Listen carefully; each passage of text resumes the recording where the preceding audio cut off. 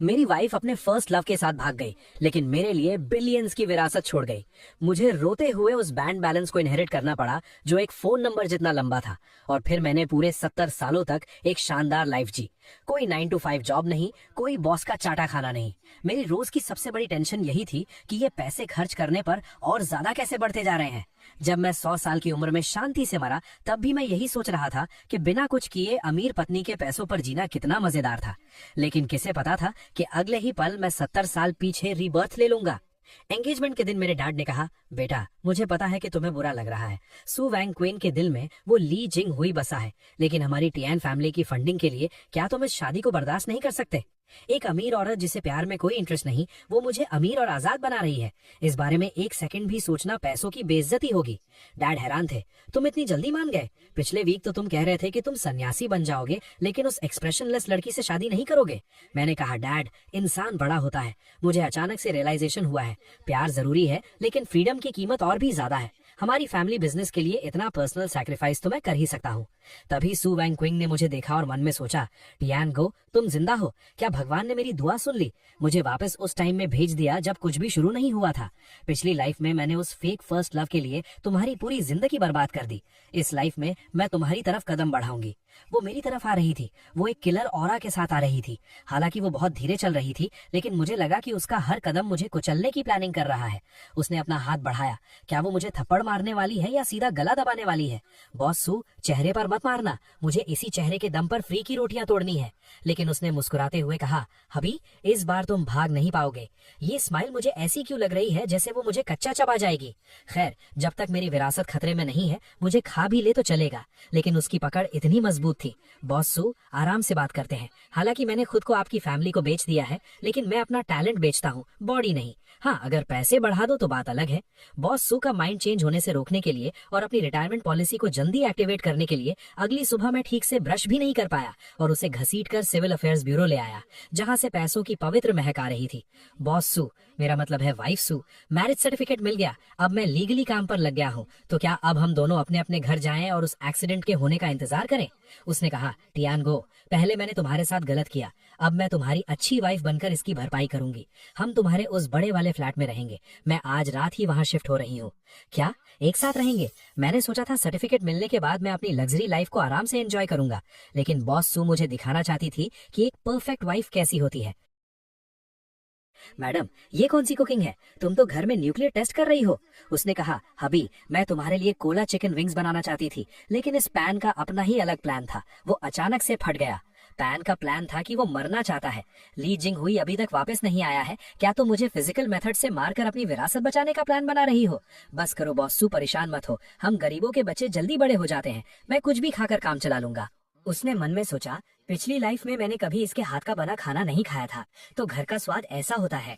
मैंने सोचा, इस टमेटो एंड एग डिश में मैं शुगर डालना भूल गया था, फिर भी वो इसे ऐसे खा रही है जैसे ये कोई मिशेलिन 3 स्टार डिश हो। खत्म। टियानगो, होश में आओ, उसके इस इनोसेंट लुक में मत फंसना। तभी उसने कहा, टियानगो, आज ली जिंग हुई ने मुझे कॉल किया था। आ गया, मेन ड्रामा आ गया। फर्स्ट लव फाइनली ऑनलाइन आ गया है। जल्दी बताओ कि तुम उसके पास जा रही हो और मेरे मुंह पर एक चेक फेंक कर मारो और मुझे दफा हो जाने के लिए कहो। लेकिन उसने कहा, मैंने उसे दफा कर दिया और उसका फोन नंबर भी ब्लॉक कर दिया है। नानी, बॉस सू, तुम स्क्रिप्ट के हिसाब से क्यों नहीं चल रही हो? वो तुम्हारा फर्स्ट लव है, कोई डस्टबिन नहीं। रात को उसने कहा, हबी आज रात बिजली कड़क रही है, मुझे अंधेरे से डर लगता है। क्या मैं तुम्हारे कमरे में सो सकती हूँ? मैंने कहा, मेरे पास मत आना। उसने कहा, बाहर सच में बिजली कड़क रही है, क्या मैं अंदर आ सकती हूँ? मैंने सोचा, बिजली? बॉस सू, तुम अंधी हो क्या? आज रात चांद एक बड़ी सी रोटी की तरह गोल और चमक रहा है। तुम क्लियरली मेरी बॉडी पर नजर गड़ाए हुए हो। अगर मैंने तुम्हें अंदर आने दिया तो मेरा आराम से जिंदगी जीने का मास्टर प्लान कैसे पूरा होगा? क्लिक की आवाज आई, वो अंदर आ गई। ये मूवमेंट इतनी स्मूथ कैसे है? क्या इसे ही अमीर औरतों का जबरदस्ती करना कहते हैं? उसने कहा, इस दरवाजे के अंदर आने के बाद तुम मेरे हो।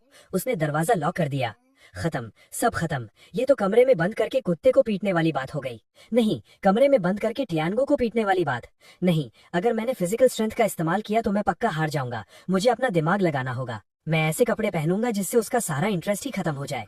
बॉस सू, चलो टीम रूल्स बनाते हैं। ये डंडा हमारी बॉर्डर लाइन है। मेरी ये मोटी सी जैकेट देख रही हो? इसे फिजिकल इंसुलेटर कहते हैं। मैं नहीं मान सकता कि तुम एक मोटे से भालू को देखकर भी एक्साइटेड हो सकती हो। उसने कहा, ठीक है हबी। बहुत बढ़िया, अगर मैं बिना सोए डटा रहा तो ये रात शांति से गुजर जाएगी। टियानगो, हिम्मत मत हारना, तुम वो इंसान हो जो बिलियंस के लिए लड़ रहा है। रात के 2 बज चुके थे, वो सो गई होगी ना, लेकिन मुझे अपने पीछे से एक किलर ऑरा क्यों महसूस हो रहा है। वो आ गई। ये तो ड्रैगन स्विंग मूव है, गले लगना। बचाओ, क्या ये गले लगना है? ये तो सीधा नेक लॉक है। नंगे पैर और मेरी मोटी जैकेट के आर पार भी मैं उसकी सॉफ्टनेस फील कर सकता हूँ। रूप ही शून्यता है, शून्यता ही रूप है। वो बिलियंस की विरासत है। मैं सिर्फ थोड़ी सी ब्यूटी के लिए पिघल नहीं सकता, लेकिन उसकी महक कितनी अच्छी है। क्या यही पैसों की खुशबू होती है? अगली सुबह उसने कहा, गुड मॉर्निंग हबी, रात को नींद अच्छी आई? मैंने कहा, बहुत अच्छी। ऐसा लगा जैसे रात भर में कपड़ों के साथ क्रॉस कंट्री रेस दौड़ रहा था। क्या ये औरत कोई सक्यूबस है? वो सोकर उठी तो एकदम ग्लोइंग लग रही थी, और मैं सोकर उठा तो मेरी हड्डियां टूटने वाली थी। नहीं, ऐसा ही चलता रहा तो मैं पक्का पिघल जाऊंगा। मुझे प्लान बी स्टार्ट करना होगा। उससे मुझसे नफरत करवानी होगी। मैं एक ऐसा इंसान बनूंगा जो अंधाधुंध पैसे उड़ाता है, मुफ्त की रोटियां तोड़ता है और बड़ी बड़ी बातें करता है। कोई भी औरत ऐसे बेकार इंसान को बर्दाश्त नहीं कर सकती। वाइफ, चूंकि अब तुम मुझे पाल रही हो तो क्या मुझे थोड़ी पॉकेट मनी नहीं मिलनी चाहिए? मुझे ज्यादा नहीं चाहिए, मैं पहले ही 10 मिलियन मांगूंगा जिससे वो डर जाए। उसे पता चलना चाहिए कि मुझे पालना एक ब्लैक होल को भरने जैसा है। उसने कहा, मैंने तुम्हारे लिए पहले ही प्रिपेयर कर लिया था। इस क्रेडिट कार्ड की लिमिट इन्फिनिट है और पासवर्ड तुम्हारा बर्थडे है। क्या बकवास है? Infinite limit? स्क्रिप्ट ऐसी नहीं थी। तुम्हें मुझे मुफ्तखोर कहना चाहिए था और फिर मेरे मुंह पर पैसे फेंककर मुझे बेइज्जत करना चाहिए था। क्या इतना काफी है? अगर नहीं तो मैं फाइनेंस डिपार्टमेंट से कहकर सीधे तुम्हारे अकाउंट में कुछ बिलियंस ट्रांसफर करवा देती हूँ। क्या एक अमीर औरत द्वारा पाले जाने की फीलिंग ऐसी ही होती है? मैं चाहता हूँ कि तुम मुझसे नफरत करो और तुम मुझे पैसों से दबाना चाहती हो। ठीक है, अगर तुम्हारी देने की हिम्मत है तो मेरी भी खर्च करने की हिम्मत है। मैं जाकर इस गली का आधा कचरा खरीद लूंगा। मैं तुम्हें दिखाऊंगा कि मेरा टेस्ट कितना घटिया है और मैं कितना बड़ा मनी वेस्टर हूँ। ये जगह बेवकूफों को लूटने के लिए फेमस है। बहुत बढ़िया, यहाँ हर जगह फेक आइटम्स भरे पड़े हैं। ये ब्लैक कार्ड को बर्बाद करने और अपनी बेवकूफी दिखाने की परफेक्ट जगह है। दुकानदार ने कहा, बॉस, आपकी नजर बहुत तेज है, ये एकदम ताजा खुदाई से निकला है। मैंने कहा, बकवास बंद करो, बस ये टूटा हुआ मटका और वो टूटी हुई टाइल्स का ढेर दे दो, मुझे सब चाहिए। ये चीज किसी मुर्गी के दड़बे से निकले हुए खाने के बर्तन जैसी लग रही है। इसे खरीदकर करोड़ों की मैंशन में रखूंगा। सू वॉन्गचिंग इसे देखेगी तो पक्का मेरे घटिया टेस्ट से नफरत करेगी। 5 मिलियन का कार्ड स्वाइप करो, चेंज रखने की जरूरत नहीं है। दुकानदार चौंक गया। 5 मिलियन? अरे बाप रे, बॉस थोड़ा वेट कीजिए, मैं इसे पैक कर देता हूँ। सोने को पैक नहीं किया जाता। मैंने 5 मिलियन में एक टूटा हुआ बर्तन खरीदा है। सू वॉन्गचिंग, अब मैं देखता हूँ तुम मेरी कैसे तारीफ करती हो। तुम्हें पक्का लगेगा कि मेरा दिमाग खराब हो गया है और तुम अपना ब्लैक कार्ड वापस ले लोगी। वाइफ, देखो, ये आज का मेरा शिकार है। 5 मिलियन में खरीदा है, कैसा लगा? क्या इसमें एक हिस्टोरिकल फीलिंग नहीं है? जल्दी मुझे डांटो, मुझे पैसे बर्बाद करने वाला कहो, मुझे बिना टेस्ट का इंसान कहो, और फिर इस टूटे हुए मटके को बाहर फेंक दो। उसने कहा, इस मिट्टी का रंग, इसकी खुशबू। बॉस, क्या मैं इसे थोड़ा साफ करके देखूं? मैंने सोचा, एक्टिंग और एक्टिंग करो। ये तो सुअरों के खाने का बर्तन है ना, क्या साफ करने से ये फूल बन जाएगा? ओह माय गॉड, ये तो सॉन्ग डायनेस्टी के रू किल्न का मास्टरपीस है। Gold thread, iron wire, purple rim, iron foot, ये तो नेशनल ट्रेजर लेवल का एंटीक है। मैंने कहा, क्या बकवास है? रू किल्न, क्या ये सुअर का बर्तन था? एक्सपर्ट ने कहा, दामाद जी, इसका पिछला पीस सॉथेबीज ऑक्शन में 80 मिलियन में बिका था। हालांकि इसमें थोड़ा डैमेज है, लेकिन फिर भी इसकी कीमत कम से कम 50 मिलियन है। और असल में तो ये प्राइसलेस है। 50 मिलियन? मैंने 5 मिलियन खर्च किए थे ताकि मेरा नुकसान हो, और बदले में मैंने 10 गुना मुनाफा कमा लिया। हे भगवान, क्या तुम सिर्फ मेरे साथ खेलने आए हो? क्या एक पैसे बर्बाद करने वाला इंसान बनना इतना मुश्किल है? सू वॉन्गचिंग ने कहा, हबी, मुझे पता था कि तुम पैसे बर्बाद नहीं कर रहे। तुम तो बाहर से बेवकूफ और अंदर से जीनियस हो। तुम तो हिडन ट्रेजर्स ढूंढ रहे थे। तुम्हारी नजर उन एक्सप्लोट अप्रेजर्स से भी ज्यादा तेज है। मैंने मन में सोचा, तारीफ मत करो प्लीज, मेरी तारीफ मत करो। मैंने सच में पैसे बर्बाद किए थे। मैंने तो बस तुक्का मारा था। मुझे 50 मिलियन प्रॉफिट नहीं कमाना था, मुझे 5 मिलियन का लॉस चाहिए था। अली पेपर 50 मिलियन आ गए। उसने कहा, चूंकि तुमने ये 50 मिलियन का प्रॉफिट कमाया है तो इसे अपनी पॉकेट मनी समझो। दिल खोल कर खर्च करो। फैमिली के लिए पैसे बचाने की जरूरत नहीं है। मुझे मार डालो, जितना खर्च कर रहा हूँ उतना ही बढ़ रहा है। ये पैसे खर्च करने पर बढ़ते क्यों जा रहे हैं? क्या यही अमीरों का दर्द है? मुफ्त की रोटी खाकर मेरा पेट कुछ ज्यादा ही भर गया है। नहीं, ऐसा नहीं चल सकता। मुझे भड़ास निकालनी है। मुझे अपनी इस घटिया किस्मत को पसीने में बहाना होगा। उसने कहा, हबी, पसीने में तुम बहुत सेक्सी लगते हो। व्हाट द हेल, ये नजर, अभी तो मैं पैसों के अटैक से बचा था, क्या अब मुझे फिजिकल टेस्ट भी देना पड़ेगा? मैंने कहा, वाइफ, तुम अंदर कैसे आ गई? उसने कहा, तुम्हें इतनी मेहनत करते देखा तो सोचा तुम्हारी थोड़ी हेल्प कर दूं। हेल्प? मुझे तो लग रहा है तुम मेरा मर्डर करना चाहती हो। मैंने कहा नहीं, जरूरत नहीं है। मुझे अपनी चेस्ट मसल स्ट्रेन करनी है, मुझे वेट्स उठाने हैं। मर्दों को खुद पर थोड़ा स्ट्रिक्ट होना चाहिए। उसने कहा तो मैं तुम्हें स्पॉट करती हूँ, ध्यान रखना कहीं दांतों पर ना लग जाए। मैंने सोचा गलती कर दी, ये एंगल तो और भी खतरनाक है। अगर मैंने आंखें खोली तो मैं उसके ऑरा में भस्म हो जाऊंगा। नहीं, ये मैं वेट्स थोड़ी उठा रहा हूँ, ये तो मेरे हार्ट पेसमेकर का टेस्ट हो रहा है। रिट्रीट, मुझे भागना होगा। मैंने कहा मैं अपने कमरे में नहाने जा रहा हूँ। उसने कहा भाग क्यों रहे हो? वर्कआउट के बाद स्ट्रेचिंग नहीं करोगे तो मसल्स अजीब हो जाएंगी, थोड़ा बर्दाश्त करो। ये स्ट्रेचिंग कहाँ है, ये तो मार्शल आर्ट्स की सबमिशन मूव है। क्या पिछली लाइफ में तुम शाओलिन टेम्पल से ट्रेनिंग लेकर आई हो? उसने कहा अभी तुम्हारी बॉडी बहुत स्टिफ है, अब से रोज रात को मैं तुम्हें रिलैक्स करने में हेल्प करूंगी। रिलैक्स? क्या रिलैक्स? मेरी बॉडी एकदम फाइन है, मैं और वर्कआउट नहीं कर रहा, मैं नहाने जा रहा हूँ।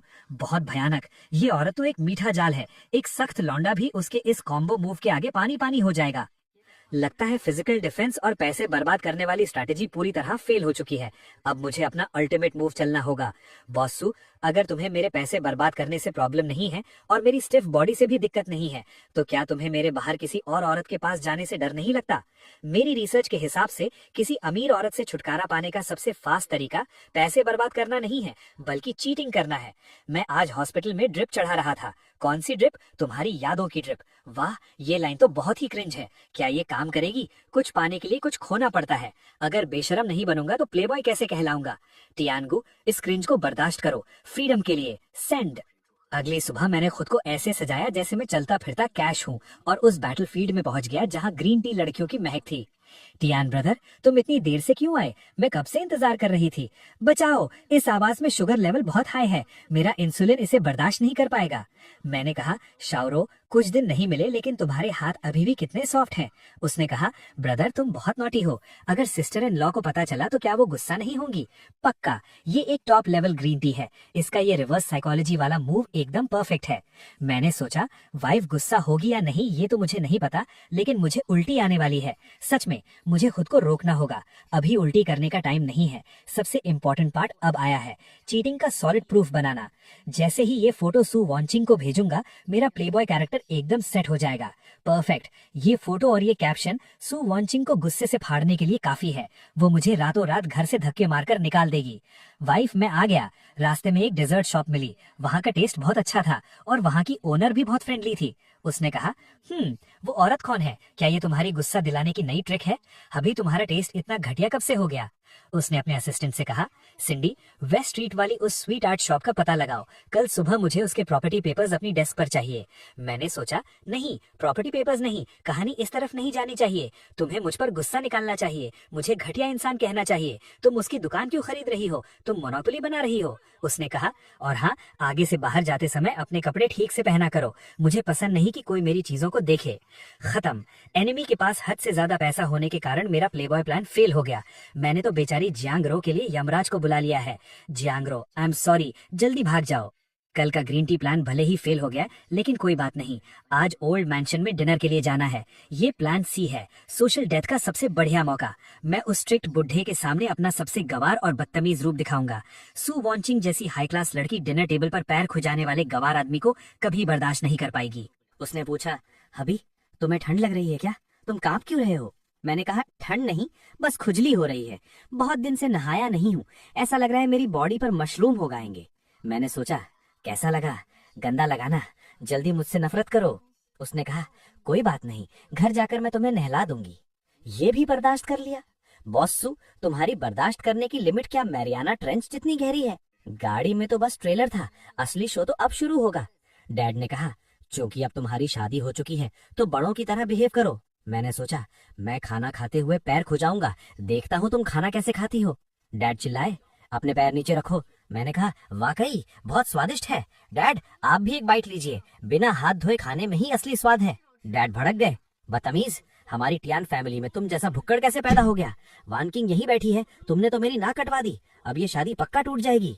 मैंने मन में सोचा देखा बॉसू, ये है तुम्हारा हस्बैंड, एक गवार, बदतमीज और जाहिल इंसान। जल्दी से टेबल पलटो और चली जाओ, कहो कि तुम अंधी हो गई थी। उसने कहा हबी ने बहुत दिनों से घर का खाना नहीं खाया है, इसलिए उसे इतनी भूख लगी है। उसने मन में सोचा, पिछली लाइफ में वो मेरी इज्जत बचाने के लिए हमेशा बहुत तमीज से खाता था, जबकि उसे बड़े बड़े बाइट लेकर मीट खाना पसंद है। इस लाइफ में मैं उसे वैसा ही रहने दूंगी जैसा वो है। उसने कहा, ये लॉबस्टर अच्छा है, इसे ट्राई करो। डैड ने कहा, वान किंग, क्या तुम्हें नहीं लगता कि ये बहुत गंवार है? उसने कहा, डैड, मुझे लगता है कि टियानगो बहुत रियल है, कोई दिखावा नहीं करता। अपने ही परिवार के सामने नाटक करना तो हिपोक्रेसी है। मुझे उसका ऐसे मजे से खाना बहुत पसंद है, इसमें बहुत मैनली फील है। मैंने सोचा, मैनली फील? ये तो साफ साफ पसीने की बदबू है। बॉसू, पक्का तुम्हारे टेस्ट में कोई बहुत बड़ी प्रॉब्लम आ गई है। डिनर टेबल प्लान फेल होने के बाद बुड्ढे ने हमें स्टडी रूम में बुलाया। बहुत बढ़िया, लगता है अब फैमिली पनिशमेंट मिलने वाली है। डैड ने कहा, नाकारा लड़के, आज वान किंग के सामने ये तुमने कैसा बर्ताव किया? दिन भर आवारागर्दी करते हो, ऑफिस नहीं जाते, बस खाना पीना और ऐश करना आता है। क्या तुम पूरी टियान फैमिली को बर्बाद करना चाहते हो? मैंने कहा, बिल्कुल डैड, आपने एकदम सही कहा। मैं एकदम बेकार इंसान हूँ जो सिर्फ पैसे बर्बाद करता हूँ। मैंने मन में सोचा, सुना बॉस सू, ये एक ऑफिशियली सर्टिफाइड बेकार इंसान है, जल्दी मुझसे डिवोर्स ले लो। उसने कहा, डैड, टियानगो को काम पर जाने की जरूरत नहीं है, मेरी कंपनी ही उसकी कंपनी है। अगर वो टियान फैमिली को बर्बाद भी कर दे तो भी सू फैमिली उसे पाल सकती है। डैड हैरान थे, तुम क्या कह रही हो? मैंने सोचा, मैडम, ये तो अंधा प्यार है। तुम मुझे बिगाड़ रही हो, तुम मुझे बर्बाद कर दोगी। नहीं, तुम मुझे ऐसा बना दोगी कि मैं कभी मेहनत ही नहीं करना चाहूंगा। उसने कहा, अब से मैं नहीं चाहती कि कोई भी उसे बेकार कहे। उसका काम सिर्फ खुश रहना है। पैसे कमाने और घर चलाने का सारा मुश्किल काम मैं करूंगी। खत्म, सब पूरी तरह से खत्म। ये पेरेंट्स से मिलना कहा था, ये तो मुफ्त खोरों का कोरोनेशन सेरेमनी चल रहा है। डैड, आपके बेटे का कुछ नहीं हो सकता। ये मुफ्त की रोटियां जबरदस्ती मेरे मुंह में ठूसी जा रही हैं। कल रात पेरेंट्स से मिलने वाली ट्रेजेडी के बाद मुझे गहराई से एहसास हुआ कि सू वान किंग की नजरों में मैं जो भी करता हूँ सब सही है। यहाँ तक कि अगर मैं सबके सामने पैर भी खुजाऊं तो वो उसे मेरी रियल पर्सनैलिटी मान लेती है। लगता है नॉर्मल बदतमीजी अब काम नहीं करेगी। सुबह उसने नोट छोड़ा, हबी, मैं पैसे कमाने जा रही हूँ, ब्रेकफास्ट टेबल पर है, तुम्हारी लविंग वान किंग। मैंने सोचा, लविंग? जब मैं तुम्हें पक्के तौर पर धोखा दूंगा तब देखता हूँ तुम कैसे प्यार करती हो। मैं उस जियांग रो के पास जाऊंगा, मैं उसके साथ चक्कर चलाऊंगा, मैं पूरी दुनिया के सामने सू वान किंग की बेइज्जती करूंगा। इसलिए मैं दोबारा उस डेजर्ट शॉप में गया जिसे सू वान किंग ने खरीद लिया था। हालांकि दरवाजे पर 2 गार्ड्स खड़े थे, लेकिन इससे मजा और बढ़ गया। इसे कहते हैं दिए तले अंधेरा, समझे? सबसे खतरनाक जगह ही सबसे सेफ जगह होती है। जियांग रो रोते हुए कह रही थी, वो राक्षसी औरत बहुत खतरनाक है। उसने सिर्फ मेरी दुकान ही नहीं खरीदी, बल्कि मुझसे एक अग्रीमेंट भी साइन करवा लिया है। मैं नौकरी भी नहीं छोड़ सकती। उसने मुझे यहाँ 10,000 प्लेट्स धोने की सजा दी है। मैंने कहा, श्योर हो? अभी भी काम कर रही हो? तुम्हारा भाई तुमसे मिलने आया है। उसने कहा, बॉस टियान, आप यहाँ कैसे? सिस्टर इन लॉ तो नहीं आई ना? मैंने कहा, डरो मत, मैं तुम्हें बचाने आया हूँ। बस मेरी गर्लफ्रेंड बनने का नाटक करो और मेरे प्लान में साथ दो। ये बैग तुम्हारा हो जाएगा और आगे और भी बहुत कुछ मिलेगा। उसने मन में सोचा, ये एक ट्रैप है, ये पक्का ट्रैप है। बॉस सू पक्का कहीं बैठकर सीसीटीवी देख रही होंगी। अगर मैंने ये बैग लिया तो कल मुझे सीमेंट के पिलर में डालकर समंदर में फेंक दिया जाएगा। मैंने कहा, क्या कहती हो? उस शेरनी के साथ रहने में क्या रखा है? मेरे साथ ऐश करो। उसने मन में सोचा, अपनी जान बचाने के लिए मुझे आपको धोखा देना ही पड़ेगा। उसने जोर से कहा, बॉस टियान, मुझे माफ कर दीजिए, मेरी सच में हिम्मत नहीं है। हालांकि जियांग रो थोड़ा डर रही थी, लेकिन पैसों के लालच में आकर आखिरकार उसने वो बैग ले ही लिया। जैसे ही उसने बैग लिया, मेरा उसके साथ अफेयर का नाटक सच हो गया। कार्ड स्वाइप करते वक्त मैसेज पक्का सू वान किंग के फोन पर गया होगा। अब बस सू वान किंग के चाकू लेकर घर आने का इंतजार है। अभी मैं आ गई, आ गई, वो सबूत लेकर आ गई है। वो पक्का मुझसे पूछेगी कि मैंने उस चुड़ैल को बैग क्यों दिया। जल्दी वो बैग मेरे मुंह पर मारो। उसने कहा, तुम कितने प्यारे हो, तुमने सरप्राइज देना भी सीख लिया। मैंने कहा, सरप्राइज? कैसा सरप्राइज? उसने कहा, दोपहर में जियांग रो मुझसे मिलने कंपनी आई थी, उसने मुझे ये बैग दिया। उसने कहा कि तुम खुद उस दुकान पर गए थे और इसे मेरे लिए एक सरप्राइज के तौर पर चुना था, लेकिन तुम थोड़े शाय हो और मुझे डायरेक्ट देने में शर्मा रहे थे, इसलिए तुमने उसे मुझे देने को कहा। मैंने मन में सोचा, जियांग रो, मैंने तुम्हारे लिए 2 लाख का बैग खरीदा और तुमने मुझे ही बेचकर क्रेडिट ले लिया।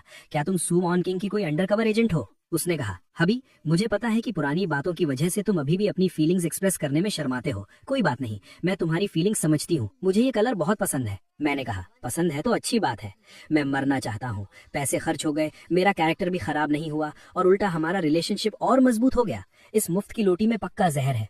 ली जिंग हुई, वो फेमस फर्स्ट लव, वो आदमी जिसने पिछली लाइफ में सू वान किंग को इतनी तकलीफ दी थी, वो आखिरकार देश वापस आ गया। मेरा सेवियर आखिरकार आ गया। उसने कहा, टियानगो, मुझे पता है कि तुम डिवोर्स नहीं लेना चाहते, लेकिन तुम्हें समझना होगा कि वान किंग और मैं एक दूसरे से सच्चा प्यार करते हैं। अगर तुम समझदार हो तो खुद पीछे हट जाओ, मैं तुम्हें कुछ पैसे दे सकता हूँ। मैंने कहा, ब्रदर जिंगहुई, आखिरकार तुमने ये बात कह ही दी। पैसों की कोई बात नहीं है। सच बताऊं तो मैं उस राक्षसी, मेरा मतलब है बॉस सू के जुल्मों से तंग आ चुका हूँ। तुम जल्दी उसे यहाँ से ले जाओ। वो हैरान था और मन में सोचा, इस आदमी को क्या हो गया है? क्या इसे गुस्से में मुझ पर चाय फेंकनी चाहिए थी? ये तो ऐसा लग रहा है जैसे अपनी वाइफ को पैक करके मुझे गिफ्ट कर रहा हो। मैंने कहा, मुझे पता है तुम अभी वापस आए हो, शायद तुम्हारे पास पैसों की कमी होगी। ये कार्ड रख लो, इसमें करोड़ों की लिमिट है, जितना चाहो उतना इस्तेमाल करो। जाओ वॉन किंग के लिए बैग्स, डायमंड रिंग्स, यॉट खरीदो, जितनी रोमांटिक चीजें कर सकते हो करो। अगर तुम उसे पढ़ा लेते हो तो समझो ये कार्ड मेरी तरफ से तुम्हारी शादी का तोहफा है। बेस्ट ऑफ लक मेरे भाई, तुम ये लड़ाई हार नहीं सकते। मेरी आगे की आजाद जिंदगी तुम्हारे ही हाथों में है। ली जिंगहुई को मना लिया, अब बस सू वॉन किंग को बेवकूफ बनाना था। मैंने शहर के सबसे लग्जरी कपल्स मूवी थिएटर को पूरी तरह से बुक कर लिया और उनके सालों बाद मिलने का एक पूरा सीन सेट कर दिया। आज रात उनके पुराने प्यार की आग फिर से जलेगी। सू वांग क्वेंग ने आकर पूछा, हबी तुमने मुझे कौन सा सरप्राइज देने के लिए कहा था? ली जिंगहुई सामने आया। वांग क्वेंग, बहुत दिनों बाद मिल रहे हैं। उसने कहा, तुम यहाँ कैसे? तियानगो कहाँ है? उसने जवाब दिया, तियानगो? वो बेकार इंसान तो पैसे लेकर भाग गया। वांग क्वेंग, मुझे पता था कि तुम मुझे अभी तक नहीं भूली हो। चलो आज रात एक नई शुरुआत करते हैं। मैंने छुपकर देखते हुए सोचा, हाँ बिल्कुल ऐसे ही। ली जिंगहुई, आगे बढ़ो, उसे गले लगाओ, उसे किस करो। पूरी सिचुएशन परफेक्टली सेट हो चुकी है। अगर अभी कुछ नहीं हुआ तो मेरे बुकिंग के पैसे बर्बाद हो जाएंगे। सू वांग क्वेंग ने कहा, अपने गंदे हाथों से मुझे मत छूना, दफा हो जाओ यहाँ से। ली जिंगहुई भड़क गया, सू वांग क्वेंग नाटक क्यों कर रही हो? उस डरपोक तियानगो ने तुम्हें मुझे बेच दिया है। देखो ये वो कार्ड है जो उसने मुझे दिया है। सू वांग क्वेंग ने मन में सोचा, ये तो वो कार्ड है जो मैंने तियानगो को दिया था। तियानगो ने मुझे इस आदमी के हरासमेंट से बचाने के लिए अपनी पॉकेट मनी तक इसे दे दी। तो मेरा हबी मुझे बचाने के लिए ये सब कर रहा था। भले ही मुझे गलतफहमी हो जाए, लेकिन वो मुझे इस घटिया इंसान से दूर रखना चाहता था। मैंने दूर से सोचा, बहुत बढ़िया, उसके मुंह पर पैसे मारो, उससे बताओ कि तुम्हारे पास बहुत पैसा है, प्लान सक्सेस हो रहा है। मैं बाहर निकला। वाइफ, क्या इत्तेफाक है, तुम भी मूवी देखने आई हो? उसने कहा, हब्बी मुझे माफ कर दो, तुम्हें इतनी तकलीफ झेलनी पड़ी। मैंने कहा, तकलीफ? कोई तकलीफ नहीं हुई, मैंने अभी अभी एक फ्री का ड्रामा देखा है और पॉपकॉर्न भी खाए हैं, मैं तो बहुत खुश हूँ। उसने गुस्से में कहा, ली जिंगहुई, तुम्हारी हिम्मत कैसे हुई मेरे हस्बैंड को ब्लैकमेल करने की, और तुमने उसकी पॉकेट मनी भी ले ली। मैं तुम्हें दिखाऊंगी कि तियानगो को परेशान करने का अंजाम बैंकरप्सी से भी भयानक होता है। ली जिंगहुई ने सोचा, मुझे अपनी पीठ पर इतनी ठंडी हवा क्यों महसूस हो रही है? मैंने ली जिंगहुई से कहा, ली जिंगहुई, हालांकि कल तुम्हारी परफॉर्मेंस बहुत घटिया थी, लेकिन मैंने तुम्हें एक और मौका देने का फैसला किया है। ये सू ग्रुप का अगले क्वार्टर का नया प्रोडक्ट है। इसका कोड ले जाओ, इसे कॉपी करो, इसे लॉन्च करो, सू ग्रुप को बर्बाद कर दो और मैं आजाद हो जाऊंगा। ली जिंगहुई ने पूछा, क्या तुम सच में सू फैमिली को बर्बाद करने में मेरी मदद करोगे? तुम्हें इससे क्या मिलेगा? मैंने कहा, क्या मिलेगा? मुझे शांति मिलेगी। मैं उस औरत की कंट्रोल करने की आदत से तंग आ चुका हूँ। मैं बस डिवोर्स के पैसे लेकर दूर भागना चाहता हूँ। ब्रदर, तुम ही मेरी इकलौती उम्मीद हो। ली जिंगहुई ने कहा, ठीक है तियानगो, मुझे तुम पर भरोसा है। कल के प्रोडक्ट लॉन्च में मैं सू वांग क्वेंग की इज्जत मिट्टी में मिला दूंगा। अगले दिन लॉन्च इवेंट में सू वांग क्वेंग ने कहा, लेडीज एंड जेंटलमैन, आज सू ग्रुप एक रेवोल्यूशनरी एआई चिप लॉन्च करने जा रहा है। ली जिंगहुई चिल्लाया, रुको, सू वांग क्वेंग, तुम पर चोरी का इल्जाम है। मैंने सोचा, आ गया, इंसाफ का हथौड़ा आ गया। ली जिंगहुई, बहुत बढ़िया, जल्दी से सारे सबूत उसके मुंह पर दे मारो। ली जिंगहुई ने कहा, सब लोग देखिए, ये ली ग्रुप का कोड है जिसे हमने 3 सालों में डेवलप किया है, और इनका कोड बिल्कुल सेम है, एक पंक्चुएशन मार्क तक मैच करता है। सू वांग क्वेंग, तुमने अपने आदमी भेजकर हमारी टेक्नोलॉजी चुराई है। मैंने सोचा, खत्म, सॉलिड प्रूफ। वाइफ, तुम्हारा एम्पायर अब गिरने वाला है। सू वांग क्वेंग मुस्कुराई, ये क्या है? बॉस ली, बहुत बहुत शुक्रिया कि आप खुद हमारा anti theft trap system test करने आए। आपके हाथ में जो यूएसबी ड्राइव है, उसमें वो वायरस ट्रैप है जो हमने जानबूझकर लीक किया था। जैसे ही आप इसे चलाएंगे, ये रिवर्स हैक करके आपकी कंपनी के सर्वर्स को लॉक कर देगा। तभी ली जिंगहुई का असिस्टेंट दौड़ा आया, बॉस ली, अनर्थ हो गया है, कंपनी के सारे सर्वर्स डाउन हो गए हैं, सारा डेटा लॉक हो गया है और हमारे शेयर्स पूरी तरह से गिर गए हैं। ली जिंगहुई चिल्लाया, ये इम्पॉसिबल है, ये तियानगो ने मुझे दिया था, मैंने इसे तुम्हारे सेफ से चुराया था, ये वायरस कैसे बन गया? सू वांग क्वेंग, तुम मुझसे भी एक कदम आगे निकली। सू वांग क्वेंग ने कहा, इस सब का क्रेडिट मेरे हस्बैंड तियानगो को जाता है। मैंने चौंक कर सोचा, मैंने क्या किया? सू वांग क्वेंग ने कहा, उसने बुराई अपने सिर लेकर दुश्मन के खेमे में घुसने का नाटक किया ताकि ली जिंगहुई उस वायरस वाली यूएसबी ड्राइव को ले जाए। ली जिंगहुई बोला, वो अंडरकवर एजेंट था, ये तो बिल्कुल किसी जासूसी फिल्म की तरह परफेक्ट प्लान था। सू वांग क्वेंग ने कहा, हब्बी तुम्हें बहुत कुछ सहना पड़ा। भीड़ में से किसी ने कहा, oh my God, mister Tian तो एक बिजनेस जीनियस है। मैंने मन में सोचा, मैं कोई नाटक नहीं कर रहा था, मैं सच में गद्दारी कर रहा था। क्यों? कोई बुरा काम करना इतना मुश्किल क्यों है? सू वांचिंग ने कहा, हबी आज तुमने बहुत बड़ा काम किया है, मैं तुम्हें क्या इनाम दूं? मैंने कहा, इनाम? मुझे इनाम नहीं चाहिए, मेरे पास मत आना। क्या आफत है। मैं तो बस कंपनी में टाइम पास करने आया था और सोचा था कि टॉयलेट पेपर चुरा कर घर ले जाऊंगा। क्या इतना बड़ा हंगामा करना जरूरी था? अब तो छुप छुप कर कंपनी को बर्बाद करना भी मुश्किल हो गया है। उसने कहा, हबी, सब तुम्हारी बहुत इज्जत करते हैं। आज तुम किस डिपार्टमेंट का इंस्पेक्शन करना चाहोगे? कोई भी चुन लो। इंस्पेक्शन? नहीं, मैं एचआर डिपार्टमेंट में चेंजेस करूंगा। क्योंकि मैं इस बिजनेस जीनियस के टाइटल से छुटकारा नहीं पा सकता, तो मैं इसका फायदा उठाऊंगा। मैं कंपनी के सारे टॉप एम्प्लॉयज को निकाल दूंगा और उनकी जगह गधों की फौज खड़ी करूंगा। मैंने कहा, इस वाइस प्रेसिडेंट वैंग को निकाल दो, उसे अभी यहाँ से दफा करो। वाइस प्रेसिडेंट वैंग ने कहा, बॉस टियान, किस खुशी में? मैं कंपनी का टॉप सेल्समैन हूँ। मैं कंपनी को हर साल 200 मिलियन का प्रॉफिट ला कर देता हूँ। उसने मन में सोचा, क्या उसे मेरे कंपनी के पैसे चुराने के बारे में पता चल गया? मैंने कहा, सिर्फ इसलिए क्योंकि तुम बालों में बहुत ज्यादा हेयर जेल लगाते हो, जिससे कंपनी की हवा खराब होती है। मैंने मन में सोचा, ये रीजन काफी बेतुका है ना। टॉप सेल्समैन को निकाल दिया, कंपनी की सेल्स पक्का धड़ाम से गिरेगी। सु वांचिंग, जल्दी मुझे रोको। लेकिन सु वांचिंग ने कहा, बॉस टियान की बात सुनो। गार्ड्स, वाइस प्रेसिडेंट वैंग को बाहर फेंक दो। वाइस प्रेसिडेंट वैंग चिल्लाया, तुम पछताओगी, टियान गो पागल है। मैंने सोचा, निकाल दिया? बॉस सु, वो टॉप सेल्समैन था। क्या तुम मुझे इतना प्यार करती हो कि तुमने रीजन भी नहीं पूछा? मैंने देखा कि एक आदमी मीटिंग में सो रहा है। मैंने सोचा, अरे, यहाँ मीटिंग में कोई सो भी रहा है। बहुत बढ़िया। इसका चेहरा मुरझाया हुआ है, आंखों में कोई जान नहीं है। देखने से ही पता चल रहा है कि ये एक नंबर का कामचोर है। तुम ही सही हो, मैं तुम्हें टेक्निकल डायरेक्टर बनाऊंगा। मैंने कहा, ए सोने वाले, तुम्हारा नाम क्या है? उसने कहा, मेरा नाम अजहाय है। मैंने कहा, बहुत बढ़िया, आज से तुम नए टेक्निकल डायरेक्टर हो। तुम्हारी सैलरी डबल। तुम्हारा काम है सबको अपने साथ सुलाना। सु वांचिंग ने मन में सोचा, हबी ऐसा कर रहा है तो इसके पीछे पक्का कोई गहरा मतलब होगा। क्या ये अजहाय कोई छुपा हुआ जीनियस है? तभी असिस्टेंट दौड़ता हुआ आया। बॉस सु, बॉस टियान, कमाल हो गया, चमत्कार हो गया। मैंने खुशी से पूछा, क्या हुआ? कंपनी का सिस्टम क्रैश हो गया क्या? शेयर्स गिर गए?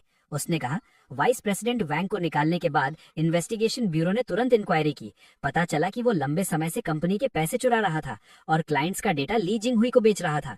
अच्छा हुआ बॉस टियान ने उसे निकाल दिया। हमने 300 मिलियन का नुकसान होने से बचा लिया। मैंने सोचा, मुझे तो वो सिर्फ इसलिए पसंद नहीं था क्योंकि वो बहुत ज्यादा हेयर जेल लगाता था। इसमें भी तुक्का लग गया। असिस्टेंट ने आगे कहा, और अजहाय, वो सो नहीं रहा था, वो अपने दिमाग में कोडिंग कर रहा था। चार्ज लेते ही पहले दिन उसने वो कोर एल्गोरिदम सॉल्व कर दिया जो पिछले 5 सालों से अटका हुआ था। अब हमारा प्रोडक्ट सबसे आगे है। अजहाय ने कहा, आखिरकार मुझे कोई ऐसा मिला जो मेरी काबिलियत समझता है। बॉस टियान मेरे असली मेंटोर हैं।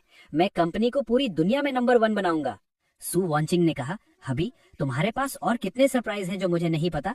तुमने एक ही नजर में गद्दार को पहचान लिया और एक छुपे हुए हीरे को ढूंढ निकाला। तुम तो सच में बिजनेस के भगवान हो। मैंने मन में सोचा, तारीफ मत करो, मैं भगवान नहीं हूँ, मैं तो यमराज हूँ जो सिर्फ अपनी ही जान के पीछे पड़ा है। क्यों क्यों मुझे एक बुरा बॉस बनने में इतनी मुश्किल आ रही है? क्या इस दुनिया में कोई इंसाफ नहीं है? चूंकि नॉर्मल तरीके से कंपनी बर्बाद नहीं हो रही है, तो अब मैं ऑफिस में सबको वीआर मोशन गेम्स खिलाऊंगा। मैं चाहता हूँ कि सारे एम्प्लॉयज देखें कि उनका बॉस एक बेवकूफ है जो हवा में हाथ पैर मारता रहता है। खेलते खेलते सु वांचिंग थक गई। मुझसे और नहीं होगा, मेरे हाथों में दर्द हो रहा है, कमर टूटने वाली है। हबी, क्या हम थोड़ी देर आराम कर सकते हैं? मैं सच में हिल भी नहीं पा रही।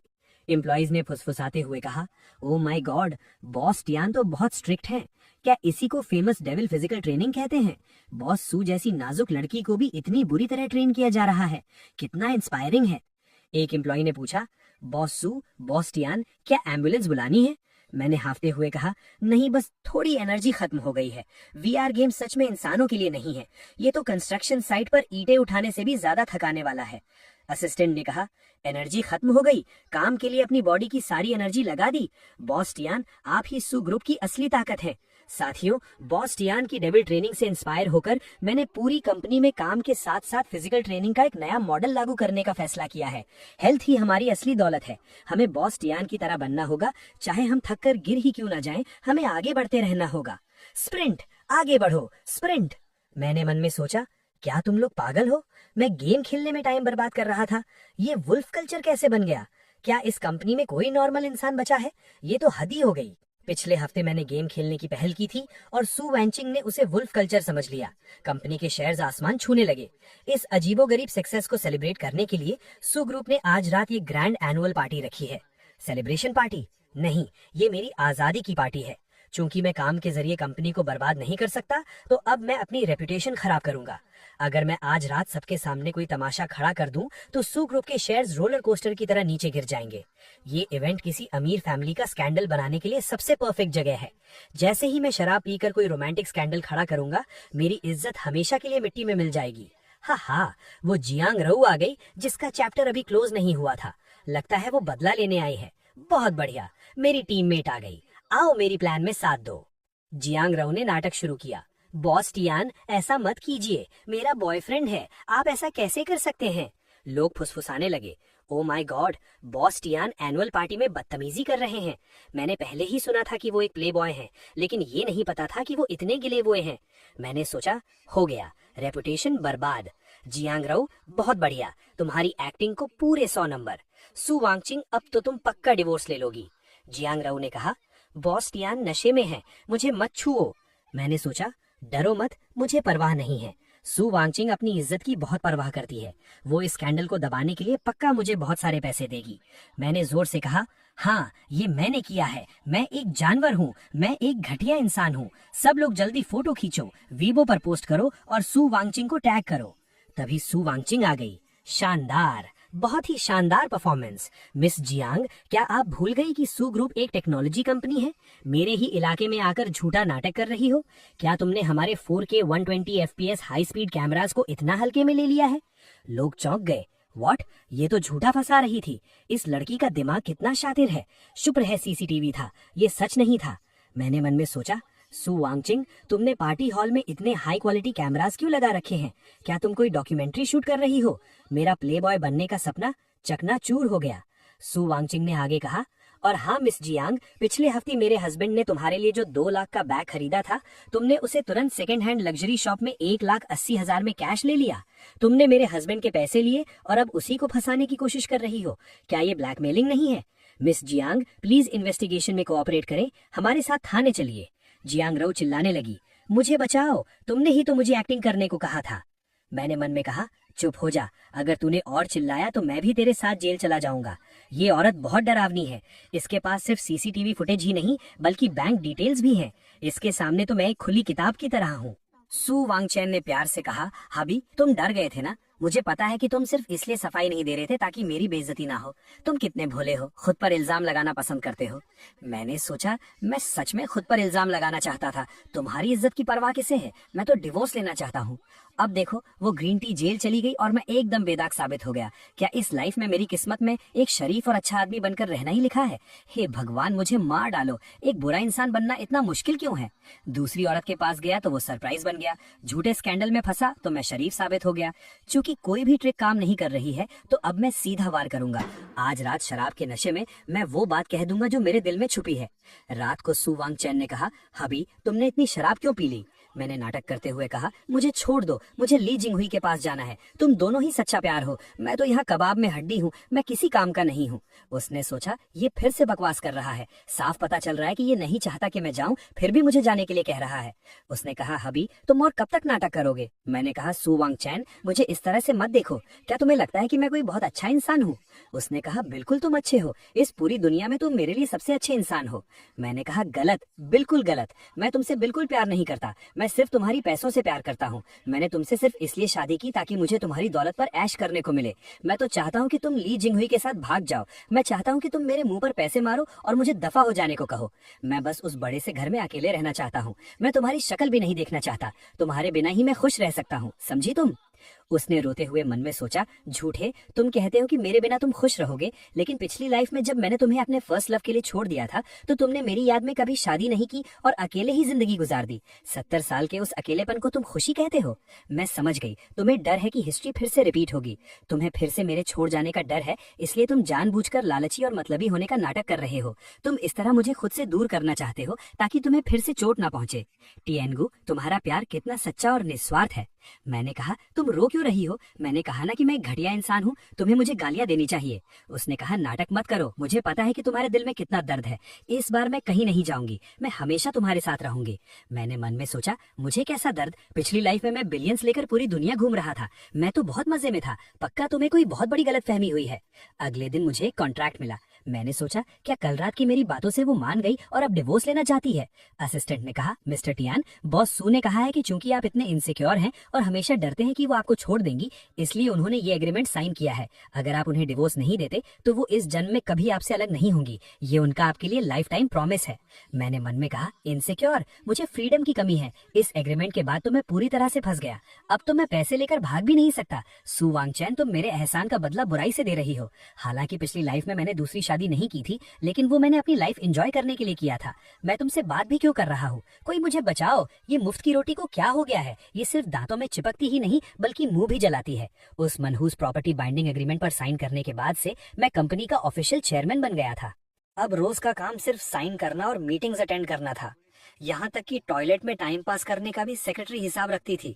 नहीं, मुझे भागना होगा, चाहे मुझे सड़कों पर ही क्यों ना रहना पड़े। इस साइनिंग मशीन बनने से तो अच्छा ही है। तभी पीछे से किसी ने मेरे सिर पर बंदूक तान दी। हिलना मत। मैंने पलटकर देखा। ब्रदर ली जिंग हुई, तुम हो? मेरे भाई, तुम आखिरकार मुझे बचाने आ ही गए। मैं तुम्हारा इंतजार कर रहा था। जल्दी आओ, मुझे बेहोश करो और मुझे यहाँ से ले चलो। शर्माओ मत, जोर से मारो। बस मुझे वापस ऑफिस मत जाने देना, कहीं भी ले चलो। ली जिंग हुई हैरान था। क्या तुम पागल हो? तुम्हें डर नहीं लग रहा? मैंने कहा, डर कैसा? ऑफिस जाने से अच्छा है कि मैं किडनैप हो जाऊं। जल्दी करो, थोड़ी देर में गार्ड्स आ जाएंगे, फिर हम भाग नहीं पाएंगे। या फिर मैं खुद गाड़ी में बैठ जाऊं, मैं गाड़ी भी चला सकता हूँ। ली जिंग हुई ने कहा, चुप बैठो। मैंने कहा, जिंग हुई, तुम्हें एक्सपीरियंस नहीं है। चूंकि तुम मुझे किडनैप कर ही रहे हो तो अपना टारगेट थोड़ा बड़ा रखो। तुम्हें कितने पैसे चाहिए? उसने कहा, 50 मिलियन। मुझे वो पैसे लेकर देश से बाहर जाना है। मैंने कहा, 50 मिलियन? तुम किसे बेवकूफ समझ रहे हो? मेरी वाइफ की नेट वर्थ अब बिलियंस में है और तुम सिर्फ 50 मिलियन मांग रहे हो। ये मेरी बेइज्जती है और सू वांगचिंग की भी बेइज्जती है। 10 बिलियन मांगो, और वो भी कैश, पुराने नोट्स जिनके नंबर मैच न करते हो। और 10 बिलियन को हेलीकॉप्टर से ड्रॉप करने को कहो। मैंने मन में सोचा, जैसे ही वो पैसे देगी सू ग्रुप का कैश फ्लो टूट जाएगा, कंपनी बैंकरप्ट हो जाएगी और मुझे चेयरमैन नहीं रहना पड़ेगा। ली जिंग हुई डर गया। नहीं, बिल्कुल नहीं, वो औरत एक राक्षसी है। अगर मैंने उससे 10 बिलियन मांगे तो वो मेरे टुकड़े टुकड़े करके कुत्तों को खिला देगी। मैं 50 मिलियन ही मांगूंगा। मैंने कहा, थोड़ी तो हिम्मत दिखाओ। मैंने खुद को बांध लिया है और तुम कह रहे हो कि तुम्हारी हिम्मत नहीं है। जल्दी कॉल करो। उसे ये मत सोचने देना कि मैं ऑफिस में ओवर टाइम कर रहा हूँ। वो मेरे लिए सबसे बड़ा टॉर्चर होगा। लगता है मुझे ही तुम्हारा फोन अनलॉक करना पड़ेगा। मैंने फोन मिलाया। जल्दी बात करो। याद रखना, आवाज भारी होनी चाहिए और एटीट्यूड पूरा होना चाहिए। मेरी बेइज्जती मत करवाना। ली जिंग हुई ने डरते हुए कहा, हेलो सू वांगचिंग, तुम्हारा हस्बैंड मेरे कब्जे में है। सू वांगचिंग भड़क गई। ली जिंग हुई, तुम्हारी हिम्मत कैसे हुई? तुम अभी तक सुधरे नहीं? मैंने जोर से चिल्लाया, वाइफ मुझे बचाओ, ये 10 बिलियन मांग रहा है। एक पैसा भी कम हुआ तो ये मुझे मार देगा। जल्दी पैसे दे दो, बिल्कुल मत सोचना। सू वांगचिंग ने कहा, ठीक है, 10 बिलियन मैं दूंगी। ली जिंग हुई खुशी से पागल हो गया। सच में दे रही है? मैं अमीर हो गया। मैंने सोचा, क्या तुम पागल हो गई हो? वो 10 बिलियन है। मुझ जैसे बेकार इंसान को बचाने के लिए तुम कंपनी बर्बाद कर दोगी? सू वांगचिंग, तुम्हारा दिमाग कहाँ गया? मैंने इतनी गंदी एक्टिंग की है, फिर भी तुम पैसे दे रही हो। उधर सू वांगचिंग ने अपने असिस्टेंट से कहा, हेलीकॉप्टर्स तैयार करो और हाँ, वो चीज बाहर निकालो। असिस्टेंट ने कहा, बॉस सू, वो इलीगल है। सू वांगचिंग ने गुस्से से कहा, जिसने मेरे आदमी को छूने की हिम्मत की है, मैं उसे बताऊंगी कि नर्क कैसा होता है। मैंने मन में सोचा, खत्म। मुझे क्यों लग रहा है कि ये कंपनी को बर्बाद नहीं करेगा, बल्कि मैंने किसी सील किए हुए शैतान को आजाद कर दिया है। मैंने कहा, ली जिंग हुई, मुझे लगता है हमें यहाँ से भाग जाना चाहिए। मुझे ये पैसे थोड़े खतरे वाले लग रहे हैं। तभी आवाज आई, व्हाट द हेल, अभी तो सिर्फ 15 मिनट हुए हैं। ये तो AW139 ट्विन इंजन हेलीकॉप्टर की आवाज है। सू वांगचिंग, तुम यहाँ रैंसम देने आई हो या हॉलीवुड की एक्शन फिल्म शूट करने? हेलीकॉप्टर से पैसे नीचे गिराए गए। ली जिंग हुई पागल हो गया। पैसे? ये सच में पैसे हैं? उसने चिल्लाकर कहा। सू वांगचिंग, तुम इस नाकारा इंसान के लिए सच में 10 बिलियन लेकर आ गई? आखिर क्यों? मैं सबसे बेस्ट हूँ, मैं तुम्हारा फर्स्ट लव था। अगर तुम मेरी नहीं हो सकती तो वो भी तुम्हें नहीं पा सकता।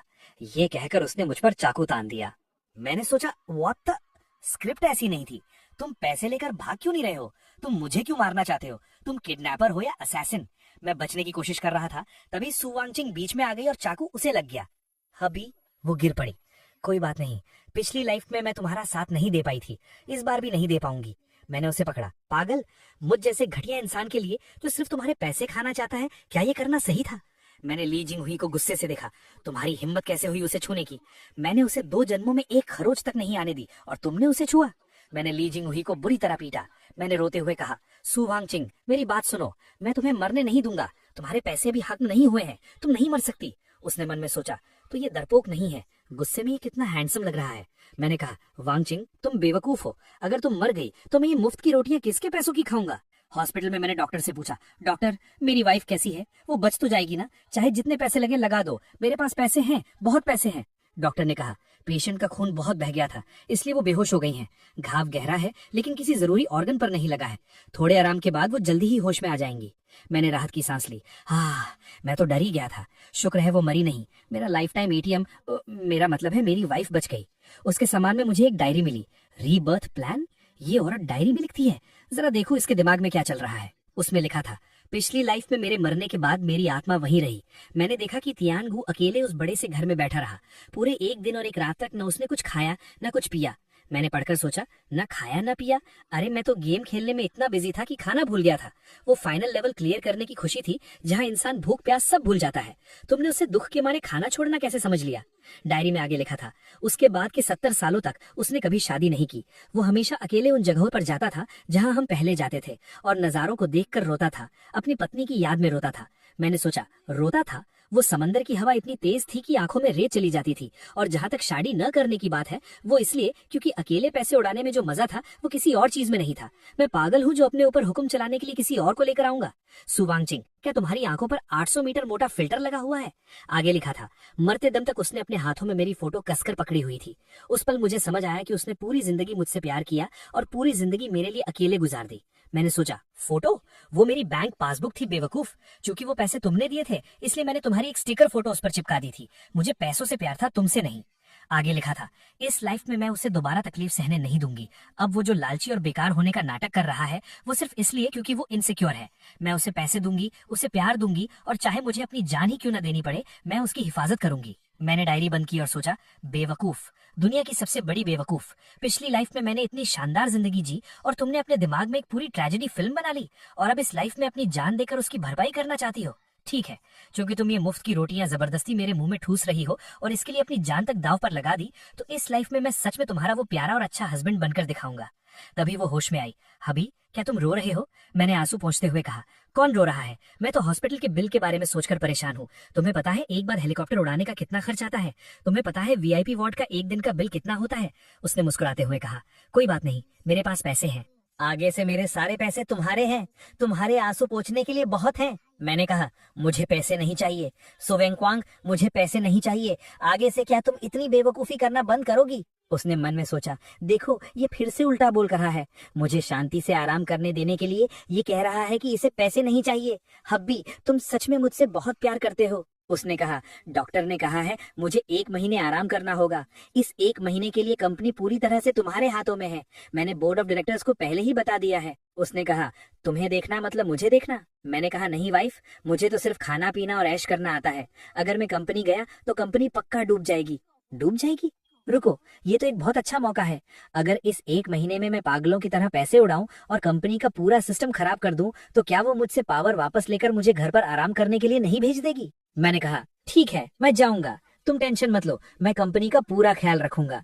कंपनी पहुंचकर मैंने कहा, सब लोग ध्यान दें, मीटिंग शुरू होने से पहले 3 नए रूल्स। रूल नंबर 1, कोई भी मीटिंग 5 मिनट से ज्यादा की नहीं होगी। जिसने टाइम पार किया उसकी सैलरी कटेगी। रूल नंबर 2, कोई भी पीपीटी 3 पेज से ज्यादा की नहीं होगी। जो भी लंबे एस से लिखेगा उसे मैं फायर कर दूंगा।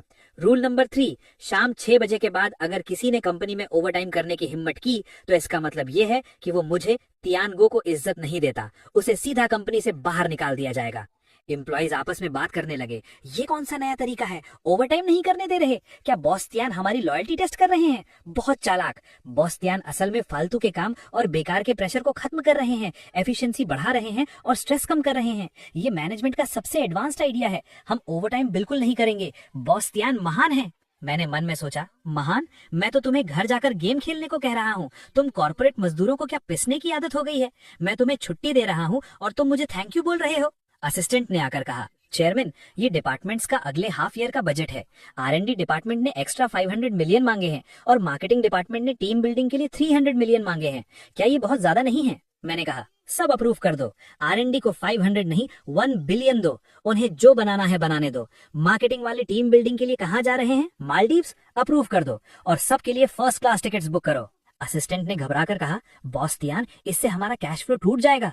मैंने कहा, टूटने दो तो बिल्डिंग गिरवी रख देना। बकवास बंद करो और जल्दी जाकर पैसे बांटो। मैंने मुस्कुराते हुए सोचा, इस स्पीड से 1 महीने के अंदर सू ग्रुप बैंकरप्ट हो जाएगा। फिर मैं शान से हॉस्पिटल वापस जाऊंगा और कहूंगा कि मुझे फिर से पाल लो। 1 महीने बाद मैं रोने का नाटक करते हुए हॉस्पिटल पहुंचा। वाइफ, आई एम सॉरी, मैंने कंपनी बर्बाद कर दी, सारे पैसे खर्च कर दिए। सब लोग मालदीव्स में टीम बिल्डिंग कर रहे हैं, किसी का काम में मन नहीं है। तभी टीवी पर न्यूज आने लगी, सू ग्रुप के शेयर्स इस हफ्ते फिर से नए रिकॉर्ड पर पहुंच गए हैं। नए चेयरमैन तियानगो के हैप्पी वर्क कल्चर की बदौलत एम्प्लॉयज की एफिशिएंसी 300% बढ़ गई है। R&D में भारी इन्वेस्टमेंट करने के उनके फैसले से दुनिया भर के टॉप साइंटिस्ट कंपनी से जुड़ रहे हैं।